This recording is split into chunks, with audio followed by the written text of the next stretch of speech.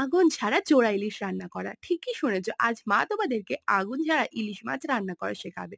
প্রথমে ইলিশ মাছের আঁশটাকে মা ছাড়িয়ে নিল, তারপর এইভাবে পিস পিস করে কেটে দিল। তারপর ভালোভাবে এখানে ধুয়ে নিবে। তারপর শিলনোড়ায় এখানে বেটে নিচ্ছে শুকনো লঙ্কা দিয়ে আর লবণ দিয়ে সর্ষেটা বাটা কমপ্লিট হয়ে গেলে ইলিশ মাছে দিয়ে দিল লবণ, হলুদ আর সর্ষে বাটা।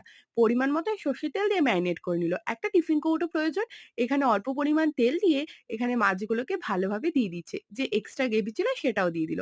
এবার ভাতটাকে ফ্যান গেলে নিল। ফ্যান গালা ভাত গরম গরম ভাত থেকে একটু তুলে নিয়ে ফাঁক করে টিফিন কৌটোটা বসে ওপর থেকে আবার ভাত চাপিয়ে দেওয়া হলো। তারপর ভালোভাবে বন্ধ করে 1 ঘন্টা অপেক্ষা করতে হবে। 1 ঘন্টা পর মা ভাতের হাঁড়ি খুলে এইভাবে টিফিন কৌটোটাকে বের করে নিল। এবার দেখো আমাদের ইলিশ মাছ একদম কমপ্লিট, দারুণ খেতে হয়েছিল। তোমাদের ডাউট হচ্ছে তো সিদ্ধ হবে কিনা, এবার পাতিয়ে নিয়ে তোমাদের দেখিয়ে নিলাম কতটা ভালো সিদ্ধ হয়েছে, দেখে নাও। সাবস্ক্রাইব।